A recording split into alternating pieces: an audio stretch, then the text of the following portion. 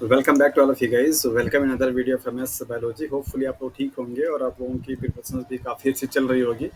आज की इस क्लास में हम लोग बात करेंगे एनपीपीएससी के असिस्टेंट प्रोफेसर्स के जूलॉजी पोस्ट के लिए जो रिक्रूटमेंट अभी आई हुई है, उसके सब डिटेल्स के बारे में आज हम लोग बात करेंगे। लाइक जो सिलेबस के बारे में मेन फोकस हमारा उनके सिलेबस पे होगा। जो भी आपका प्री मतलब कि फर्स्ट पेपर और सेकंड पेपर मीन्स जीएस का और जो सब्जेक्टिव वाला पेपर है, उस पेपर को के सिलेबस को डिटेल में एनालिसिस करेंगे। एज वेल एज ये भी देखेंगे कि एग्ज़ाम्स का पैटर्न कैसा होगा, कितने नंबर ऑफ क्वेश्चंस आएंगे, कितना मार्क्स आपके लिए क्वालिफाई के लिए ज़रूरी होगा, पेपर का स्ट्रक्चर कैसा होगा, ये सारा सब कुछ डिटेल्स हम लोग यहाँ पे आज बात करने वाले हैं। सो डियर फ्रेंड्स, अगर आप भी N P P S C assistant professor की प्रिपरेशन कर रहे हैं और जूलॉजी का आपका सब्जेक्ट है, तो डेफिनेटली ये वीडियो आपके लिए है। आप इस वीडियो से काफ़ी सारी इंफॉर्मेशन को गैदर कर सकते हैं। सो देखते हैं कि क्या क्या इन्फॉर्मेशन है आज यहाँ पे इस वीडियो में।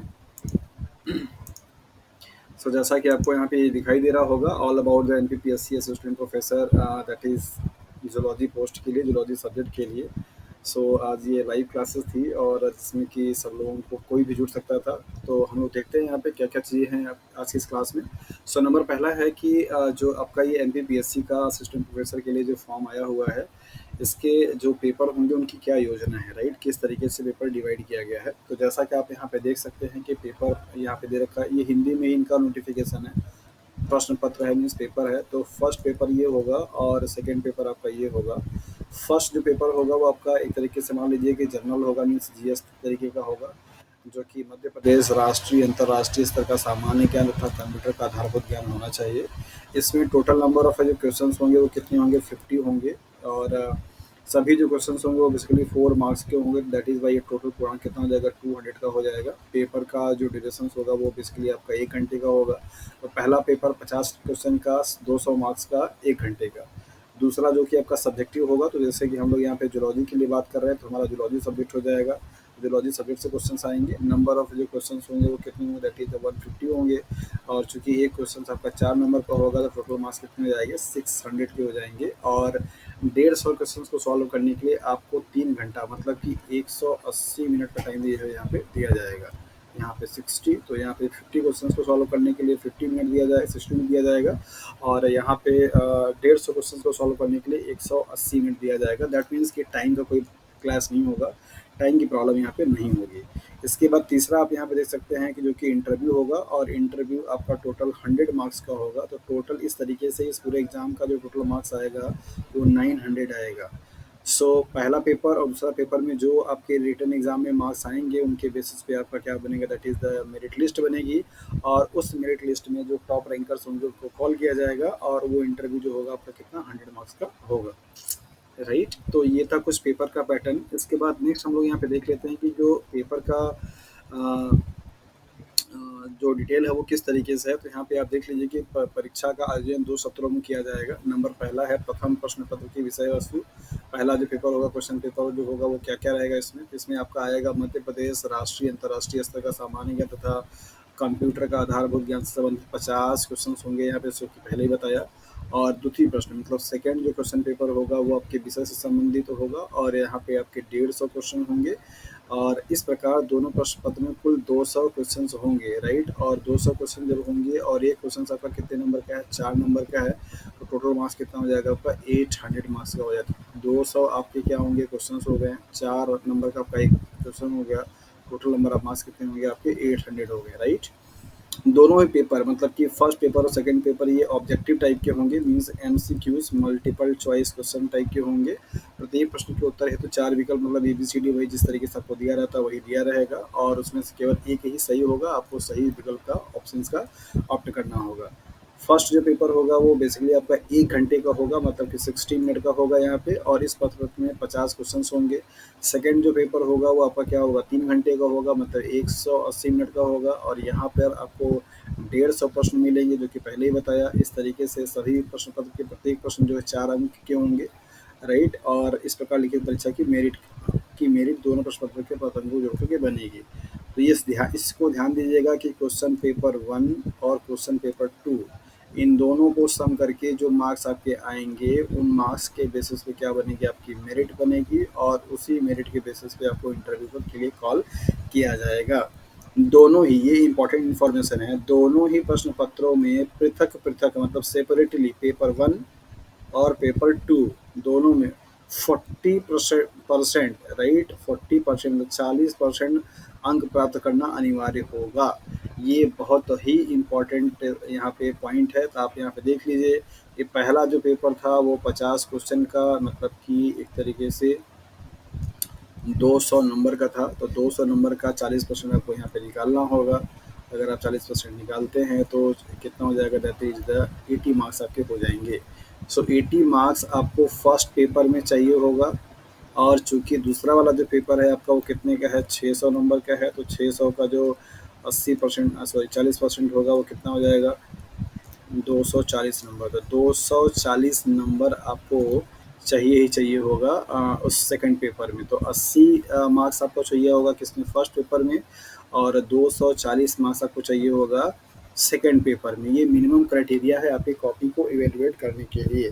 तो 600 में से 240 और 200 में से 80, ये दोनों नंबर आपको लाने होंगे अगर किसी भी कैंडिडेट को अपने मेरिट इंडेक्स में बने रहना है। तो यहाँ पे दे रखा है कि 40% आपको अंक लाना अनिवार्य होगा।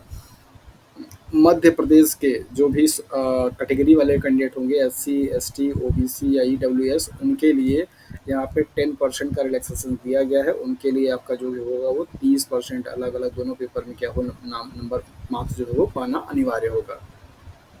पेपर ड्यूअल लैंग्वेज में होगा। सिर्फ जो लैंग्वेज वाले पेपर होंगे लाइक एज जैसे हिंदी है एवं अंग्रेजी है, उनमें सिर्फ यही भाषा में दिया होगा। बाकी सारे जो पेपर होंगे वो बाई लैंग्वेज होंगे। तो दो लैंग्वेज होगा आपका, हिंदी और इंग्लिश। अपने हिसाब से आप चीज़ों को पढ़ के समझ सकते हैं। नेक्स्ट यहाँ पे देखते हैं सिलेबस क्या है आपका असिस्टेंट प्रोफेसर पेपर फर्स्ट के लिए। तो पेपर फर्स्ट के लिए जो सिलेबस आपका होगा, इसमें जिसको कि जीएस का नाम दिया गया है, ये जीएस में पहला जो यूनिट होगा वो history, culture and literature of MP. MP का आपका पूरा कल्चर, हिस्ट्री और लिटरेचर के बारे में पढ़ना है। ये सारे पॉइंट आपको यहाँ पे दे रखे हैं, जैसे important historical event and major dynamic of MP, contributions of Madhya Pradesh in the independence movement, और art, architecture and culture of MP, main tributes and dances of MPs, main festivals, folk music and folk art of MPs। ये सारे जो point आपको दे रखे हैं, ये पहले पढ़ने पड़ेंगे। दूसरा वाला यूनिट होगा ज्योग्राफी ऑफ मध्य प्रदेश। इसमें फॉरेस्ट, माउंटेन, रिवर और क्लाइमेट, नेचुरल रिसोर्सेज, एनर्जी, ये सारी चीज़ें आपको पढ़नी पड़ेंगी। तीसरा यूनिट में आपको पॉलिटिक्स एंड इकोनॉमी दे रखा है एमपी का, तो आपको पूरा पढ़ना रहेगा।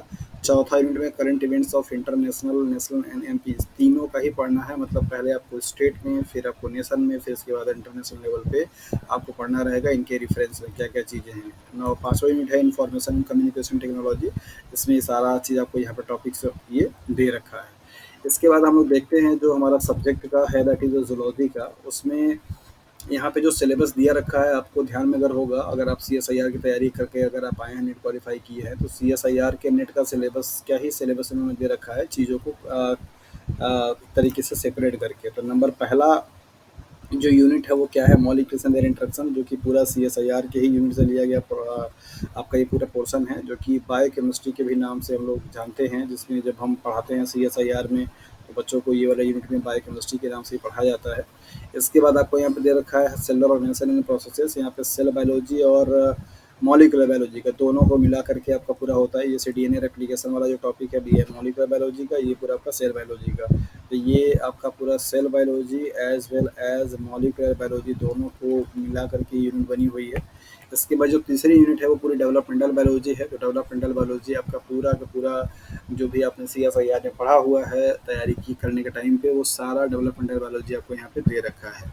इसमें सब कुछ आपको मिलेगा। ये आपके पास अगर यूजी की कोई बुक है तो आप उससे अच्छे तरीके से पढ़ सकते हैं। अलग से इस वीडियो में हम लोग बात करेंगे कि कौन कौन से बुक आपके लिए ज़रूरी होगा इस असिस्टेंट प्रोफेसर के एग्ज़ाम्स की प्रिपरेशन करने के लिए। बट यहाँ पे हम लोग देख लेते हैं स्ट्रक्चर डिटेल सिलेबस के बारे में। नेक्स्ट आपका structures and functions of invertebrates. तो ये आपका पूरा कोर जूलॉजी है, जिसको आप लोअर जूलॉजी के नाम से भी जानते हैं। तो लोअर जूलॉजी के लिए आपको यूजी वाली जो बुक होगी वो पढ़नी पड़ेगी, आर एल कोटपाल की। यहाँ पे आपको पूरा दे रखा है सारा सब कुछ, जो भी पॉइंट है ये सिलेबस आप अच्छे से देख लीजिएगा। नेक्स्ट आपको यहाँ पे दिया हुआ है structures and functions of vertebrate. ये आपका हायर जूलॉजी के नाम से भी जाना जाता है, राइट। यहाँ पे आपको पूरा वर्टिब्रेट के बारे में पढ़ना रहेगा, ये सारे पॉइंट आपको यहाँ पे दिए हुए हैं। इसके बाद है आपका जेनेटिक्स, ये भी यूनिट आपने CSIR में पढ़ी हुई है, तो पूरा जेनेटिक्स का जो भी है मेंडेलियन नॉन मेंडेलियन सारा म्यूटेशंस भी पूरा अच्छे तरीके से दे रखा है, रिकॉम्बिनेशन सारा सिलेबस वही है जो CSIR में आप लोगों ने पढ़ा हुआ है। नेक्स्ट आपका है diversity of life form and applied zoology, यहाँ पे आपको जूलॉजी का कुछ एप्लीकेशंस आएगा और डाइवर्सिटी वाली जो यूनिट है वो आपको पढ़ने को मिलेगा। इसके बाद है नेक्स्ट इकोलॉजिकल प्रिंसिपल्स, इकोलॉजी आपका है यहाँ पे पढ़ने के लिए, तो इकोलॉजी में आपको सारा यूनिट वो जो दे रखा है जो कि आपको पढ़ना रहता है पूरा डिटेल में, राइट, जैसा कि आपने CSIR के सिलेबस के टाइम पे पढ़ा हुआ है। नेक्स्ट एंड लास्ट में है इवोल्यूशन एंड बिहेवियर, जिसमें आपको इथोलॉजी और इवोल्यूशन के बारे में पढ़ने होते हैं। तो ये पूरा आपका एक तरीके का डिटेल सिलेबस है, और इस सिलेबस को पढ़ने के लिए अगर आपने CSIR तैयारी किया हुआ है तो ज़्यादा टाइम आपको नहीं लगेगा, आप आसानी से उसको रिवीजन कर सकते हैं। वन थिंग मोर इम्पॉर्टेंट है यहाँ पे कि इस एग्ज़ाम्स के लिए जो क्वेश्चंस बनेंगे वो क्वेश्चंस का स्टैंडर्ड ऐसा नहीं होगा जो कि CSIR के लेवल का रहता है। अगर आपने कहीं का PGT का एग्ज़ाम दिया है, TGT के एग्ज़ाम दिए हैं, या आपने यूपी का असिस्टेंट प्रोफेसर का दिया हुआ है, तो उनके जैसा ही इनका भी लेवल रहेगा, स्टैंडर्ड वैसा ही रहेगा। ऐसा कुछ बहुत ज़्यादा टफ टाइप का आपका यहाँ पे जो चीज़ें होंगी वो नहीं बनेंगी। मतलब जो पेपर होगा वो बहुत टफ नहीं रहता है। ये पेपर इनका जो भी रहेगा इस तरीके का बहुत ही ईजी वे में रहेगा, और नॉर्मल टाइप के क्वेश्चन आते हैं जो PGT एग्जाम में पूछे जाते हैं। ऐसा कोई टफ नहीं है, पेपर भी हम सॉल्व कराएंगे तो आपको वहाँ पे देखिए खुद ही अंदाज़ा लग जाएगा। और ये सारी जो चीज़ें हैं आप MS बायोलॉजी के चैनल पे भी देख सकते हैं। हमारा यूट्यूब का चैनल है जहाँ पे CSIR और बाकी जो कॉम्पिटिटिव एग्जाम्स होते हैं इनके रिगार्डिंग वीडियोस आपको मिलते रहते हैं। ऑनलाइन क्लासेस भी हमारी चलती रहती हैं, और बाकी वीडियोस जो कि फ्री ऑफ कॉस्ट होता है बच्चों को देखने के लिए, राइट। सो नेक्स्ट यहाँ पे देखते हैं कि इस सब्जेक्ट के लिए टोटल नंबर ऑफ सीट कितनी है, और कैटेगरी वाइज क्या क्या है। जो अदर स्टेट के लोग होंगे वो सब के सब कहाँ पे आएंगे, UR में आएंगे। तो टोटल नंबर ऑफ सीट कितना है, 115 है, जिसमें से UR के लिए क्या है 50 है। बाकी मध्य प्रदेश की SC कैटेगरी वालों के लिए 6 है, ST वालों के लिए 37 है, OBC वालों के लिए 15 है, EWS वालों के लिए 7 है। इस तरीके से यहाँ पे कैटेगरी वाइज का क्लासिफिकेशन किया गया है। अदर स्टेट के जितने भी लोग होंगे वो सब के सब UR में काउंट किए जाएंगे। आप इस बात को अच्छे तरीके से ध्यान दीजिए। सपोज कि अगर आप यूपी के हैं और आप यहाँ पे शेड्यूल कास्ट से या OBC कैटेगरी से बिलोंग करते हैं, लेकिन आपने MP का फॉर्म फिल किया हुआ है, तो आप वहाँ पे जनरल कैटेगरी में काउंट किए जाएंगे। कैटेगरी का बेनिफिट सिर्फ आपको अपने ही डोमिसाइल स्टेट में मिलता है। यहाँ पे देखते हैं कि इस जूलॉजी के सब्जेक्ट को फॉर्म फिल करने के लिए कौन कौन से लोग एलिजिबल हैं। तो जैसा कि आपको पता है कि हाँ आपके पास MSc की सर्टिफिकेट होनी चाहिए, जिसमें 55% आपका मार्क्स होना चाहिए, और प्लस आपके पास नेट का सर्टिफिकेट होना चाहिए, राइट। ये नेट आपका चाहे CSIR का हो या फिर आपका UGC का हो, ये आपके पास होना चाहिए। MSc किस किस सब्जेक्ट से होगी ये यहाँ पे आपको दे रखा है। जैसे फिशरीज हो सकता है, एक्वाकल्चर हो सकता है, इन्वायरमेंटल साइंस हो सकता है। This is one of the very very important point. Environmental science वालों को कहीं पे भी मिलता नहीं है, बट यहाँ पर दे दिया है। और इसके बाद सरोवर विज्ञान का दे रखा है, लिम्नोलॉजी का, फिर एंटेमोलॉजी का, कीट विज्ञान दे रखा है, biotechnology. This is one of the also very important subject. यहाँ के स्टूडेंट बहुत ज़्यादा परेशान रहते हैं, तो बायोटेक्नोलॉजी वाले भी एलिजिबल हैं जूलॉजी के पोस्ट के लिए अप्लाई करने के लिए। So good news for all the biotechnologist. And इसके बाद फिर बायो साइंस है, फिर इसके बाद जेनेटिक्स है, बायो इन्फॉर्मेटिक्स है, लाइफ साइंस है, या फिर जेनेटिक इंजीनियरिंग है।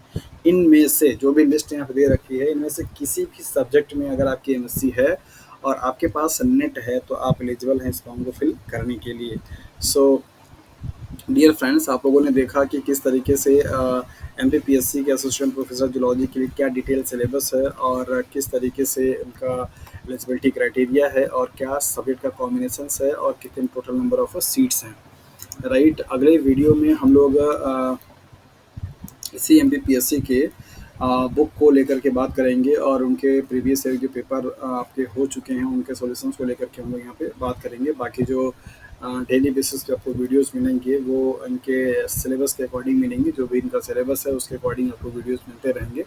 और अगर ये वीडियो आपके लिए इन्फॉर्मेटिव है तो ज़रूर इसे आप अपने फ्रेंड्स को शेयर कीजिए जो भी तैयारी कर रहे हैं असिस्टेंट प्रोफेसर के लिए, right. So thank you for watching this video. आज के लिए इतना ही, तब तक के लिए अपना अच्छे से ख्याल रखिए। और अगर आपको कोई भी प्रिपरेशंस की जर्नी में कुछ भी प्रॉब्लम अगर आपको हो रही है, like CSIR, ICMR, DBT, JRF, MP, PGT और असिस्टेंट प्रोफेसर और PGT, कुछ भी अगर आप तैयारी कर रहे हैं, अगर उसमें कोई प्रॉब्लम आ रही है तो आप डेफिनेटली ज़रूर पूछिए अपने प्रॉब्लम को कमेंट सेक्शन में करके, right. So thank you for watching this video.